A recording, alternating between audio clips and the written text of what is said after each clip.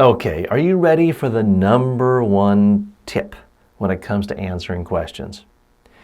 Here it is.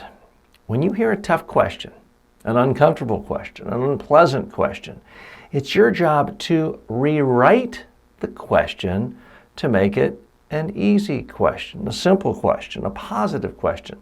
This relates to one of the earlier tips about not quibbling with reporters or trying to correct them or challenging them, telling them you don't agree with their assumptions. You've got to do all of it silently in your own brain. You hear a question that you think is tough, mean, stupid, negative, hostile, biased. All that means is you have not done your job yet. It is your job to rewrite the question to make it an easy question for you, a neutral question. Please note, I'm not saying you should just ignore the question. I'm not saying you should dodge the question. I'm saying you need to rewrite the question to make it easier for you to answer.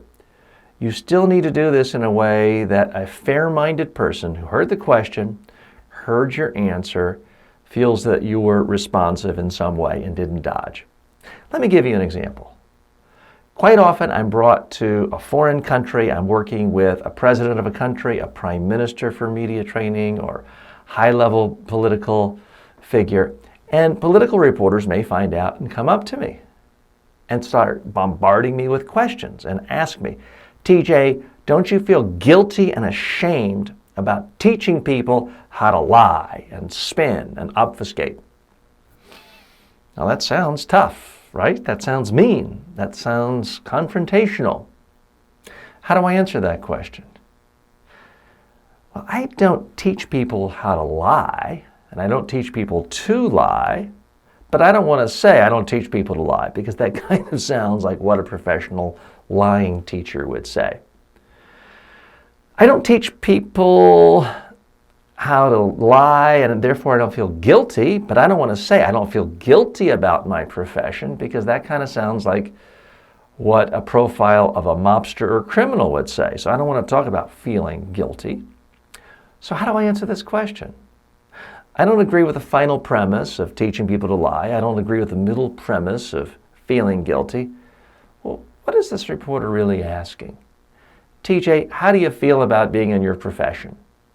Well, now it's the easiest question in the world. I feel great to be in a profession where I teach leaders how to communicate to the world about the good things their organizations are doing.